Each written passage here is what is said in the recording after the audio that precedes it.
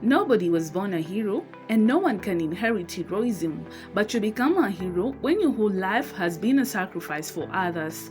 This statement can be considered true for Balozi wa Amani, otherwise Peace Ambassador. He chose his path, sacrificing his time, money, and all his life to live to fight for the needy. By name, I'm Patrick Oguda. I'm a software engineer by profession. Mostly I do ERP consultancy, mostly Microsoft based and Oracle. So that is what I do professionally. And also as a non-professional, but also since it brings income, I do things to do with the tour and adventures. So that is me in a nutshell, what I do. Patrick joined BALOZI wa Amani way back in 2015. Way back in 2015, I used to be I had already started engaging with the community under Ungana Foundation, under AMREF.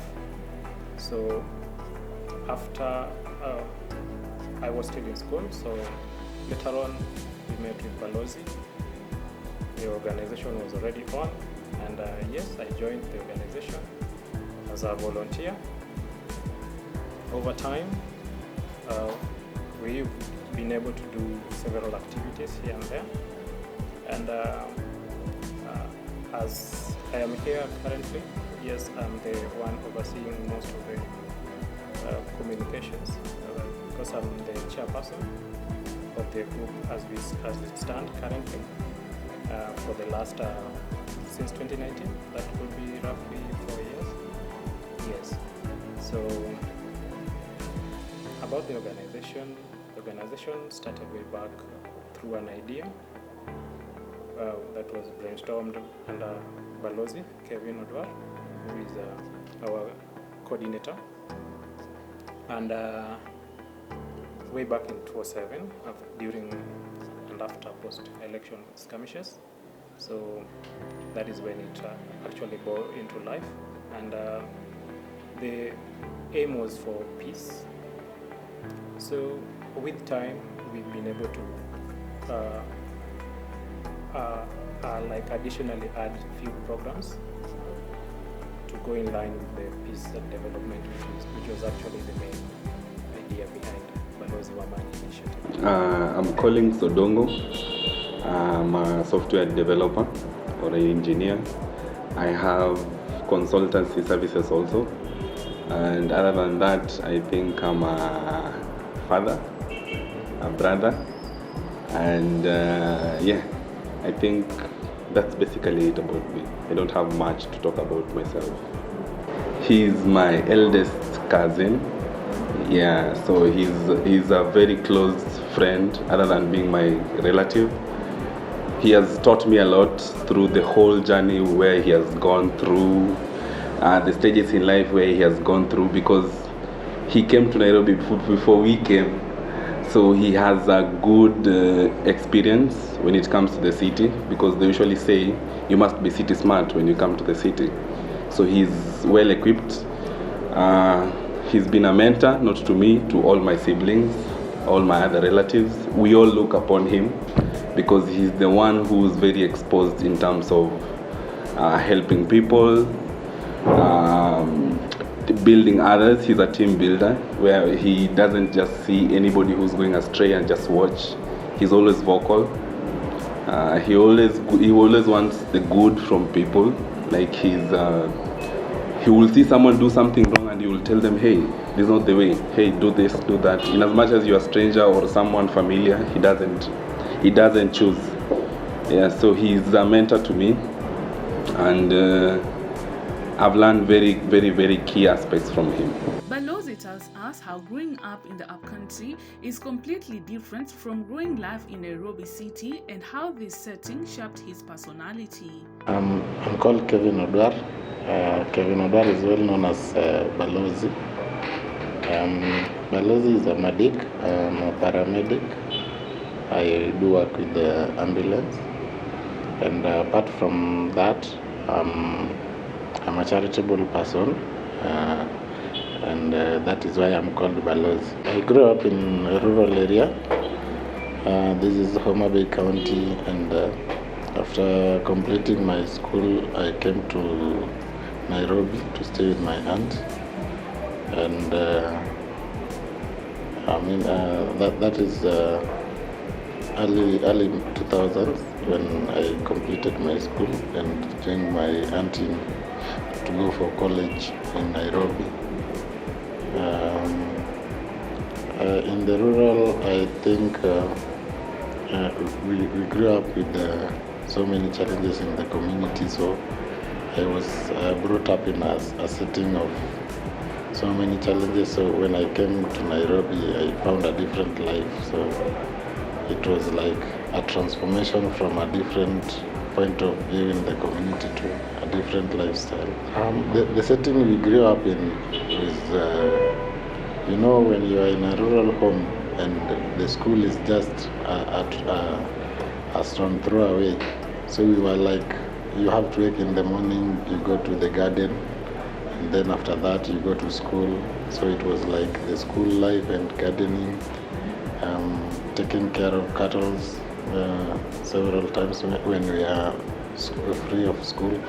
And then the rural schools, we don't have the tuitions and all that, so we just going to classes, and after that you come home, you do the homeworks, the house chores and all that. Yes, so that is the life that I grew up in, whereby we could be, as the firstborn child, and we were men. The first children were men, so we could go look for firewood, come and wash the utensils and prepare the supper for the family. So it was based on us to do it. Yes. So that was the life that we grew up in the rural. So when I came to the city, now it was different, because here you have to, there was people who were doing, in the house we were having people, we were so many, so each and every person had a task to do. And again, now I was now going to a college, which the college was now seriously in need of the time. So I must be there in a certain time. Yeah, so that is why I see it was a different or a transformation life that changed from the normal lifestyle and to a different one. The challenge that I can say so far was, in the rural we were seeing people coming from Nairobi, and you like to, hey, how is this Nairobi? How is the town? Because the town that I grew up knowing was my hometown, the small hometown of Yugis town, and when we go further it was Kisii town. So having to see people coming from Nairobi, we were walking with barefoot without shoes, and we see kids coming from Nairobi having shoes, having nice clothes and all that. We were only having our Sunday best were the new school uniform that we had. So admiring the life in town was a very big challenge to us, because if you don't have someone you are going to when your parents are not in Nairobi, it was quite challenging. The other thing was so many people coming with different new things that we could not even get from our home in rural. So those are the childhood challenges that we face. When we are growing up, there were times that we have free time, especially when it comes to the holidays. We could collect ourselves, a few of us, and do charcoals and go sell, and then now we get money. This is the time we spoil ourselves with soda, and we buy soda, we buy chips in town. And this time when I was young, the chips was something that if you have, it's something nice. So we could go buy chips, mandazi and soda in town. Coming to Nairobi, he finds the world totally different from his own, and adapting to this was not an easy task. He gave up. It was, at first I came and I went back because it wasn't good for me, because I was used to a different life. I was used to my free time. I have my own things, like I used to have a small Walkman radio with headset, so I could use it each and every time. So when I came here, I was told, you can't use this in town, you can't go to college with it and all that, so I felt bad. When I went to the college again, the teacher threw it away, and I felt like, I told my aunt, even if you are paying for me this course, I'll have to go back because I don't want to be in this environment. So I went back, but my mom, when I went back home, my mom talked to me and told me, my son, your aunt is helping you, and the only thing that you can do to me is to accept the support that she is offering you, because for me myself, I can't support you, so you'll have to go. So I just hold up myself and talked to mom and agreed that I'll come back, but to do a different training. So at this moment, the previous time I went for a mechanical training and panel beating, it was too tough. So when I came back, I went for tailoring course, and I did it. So I was passionate about driving, and they told me now, there's a time that will come, each and every person will be a driver, so you will lose your job, you will not get a job. So I told them, okay, but for me, I'm passionate about it, I'll do what I can. So during the time I was going for college, my aunt used to give me 5 or 10 shillings per day. So I will keep this money. When it reaches about 50 shillings, I go for the short driving refresher in the estate. So that's how I got to train myself to be a driver, and later on went to a driving school and paid for it, and then got myself a driving license. Yes.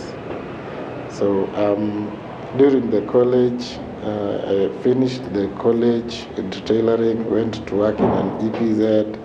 Things didn't work out because I wasn't for it again. So I found myself in an organization in Korogosho. So I used to volunteer in the center, and then the time they had their sponsors were coming, there was a project sponsored by USIU University. So when the donors came, they found me and they were like, "Oh, young man, what are you doing in the center?" "I'm the volunteer and I do ABCD in the center. And what have you done in terms of masomo and all this?" I told them, "No, I just did the college and I am here." So they sponsored me to go for a counseling course, which I did in AMANI Counseling Training Center. After that, now I came to realize different life other than the previous that I had in the village and when I joined again Nairobi, because the transition is wide. Coming from a rural, there is no one to mentor you about Nairobi. There was no, I was just left there. So when I joined the center, I volunteered my services there, and they exposed me to a different life.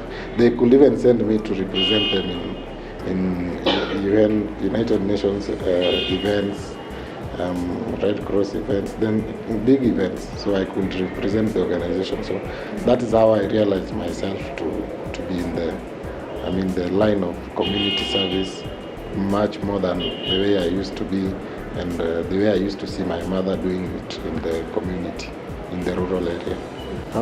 The different environment shaped my life, because as I said earlier, in rural you are just left there. You are young boys, you are left with nobody to guide you, no one to look for you. As far as you've done the things that you're supposed to do, the rest of the time you are nowhere to be seen, nobody cares. We could even go for disco matangas at night and all that. So when we come to Nairobi, you find that there's no disco matanga, there's no movement, you are not free, you have to walk with ID. If you don't have, police will arrest you. And so you see, it is totally a challenge when you have all the freedom, and then you come to a place whereby it seems like you are locked in a setup somewhere. So it was quite challenging, but through few friends and church, I might say, it shaped me to be in the good way, because when I came, I didn't found young people who I can hang out with. I just came and found my cousins, and the only time that I could go to church. So the people who I had that time when I just arrived, and I got exposed to the church members and now the cousins. So I could not see bad companies and all this. So when I got to a different life is when now again I started going to college. This is the time you will see people coming with phones, and that time, it was early 2000s and late 2005, early 2006. Not each and everyone had phone, so I could, when you have a mobile phone that time, you will seem like a different person. So I might see my friends coming up with phones in college, and me, what I can have is just a radio, a Walkman. So it was, but later on I found my phone, and after I start working, I bought a new phone and a new line, SIM card, and started to be in the life of youth.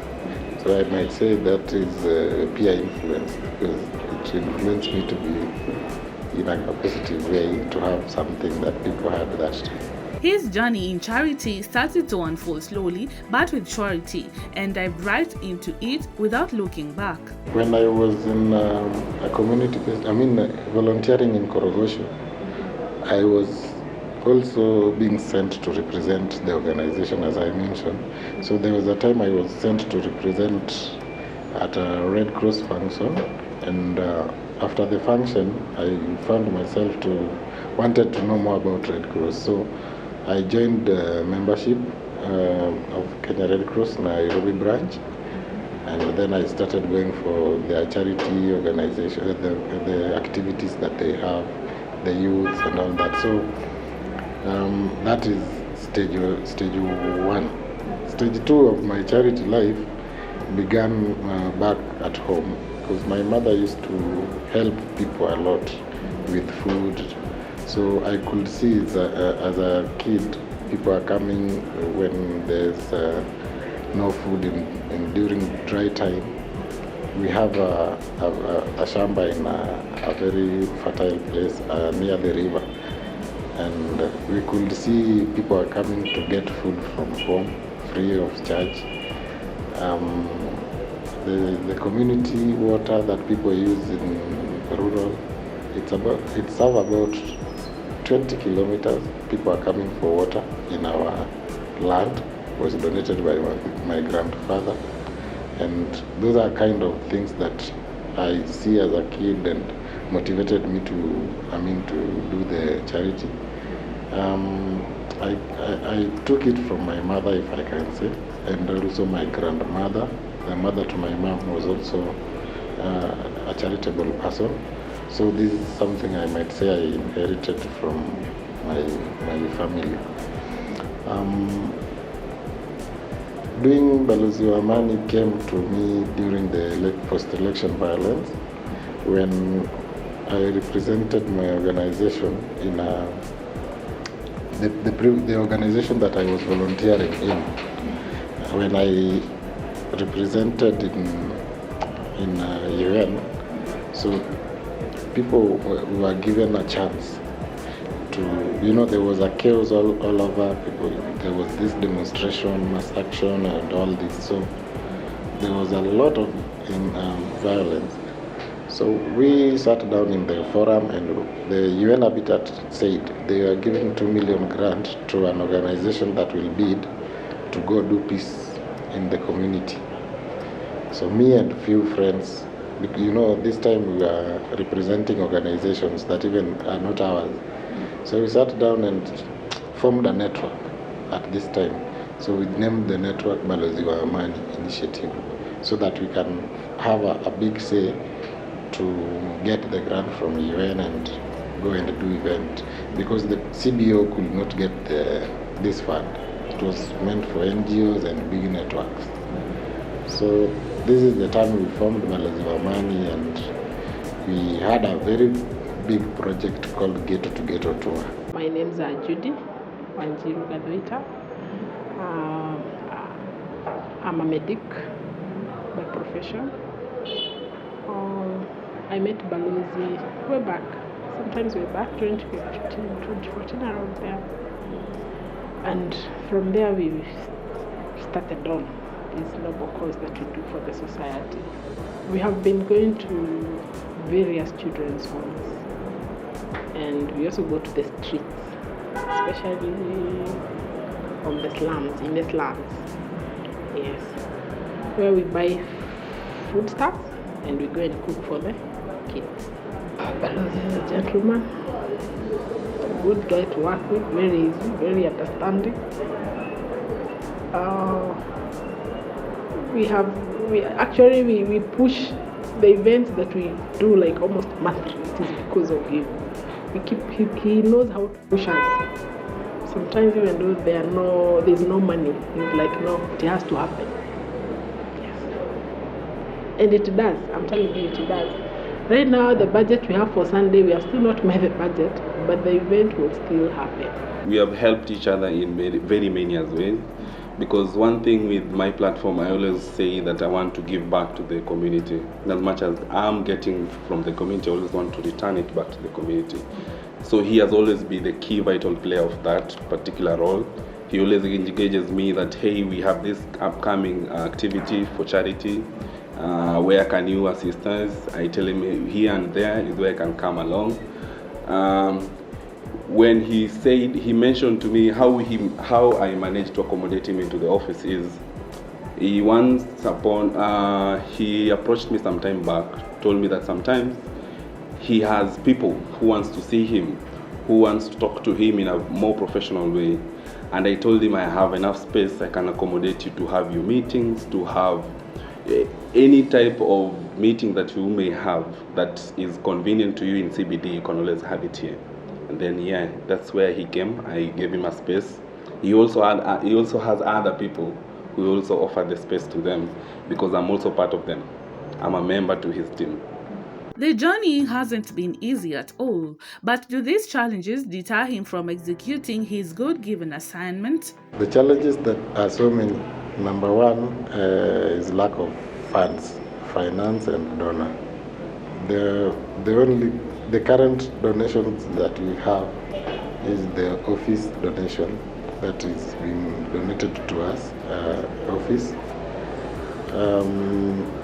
The other challenge that we have the office space, and we don't have enough of the office requirements like the desks and all this.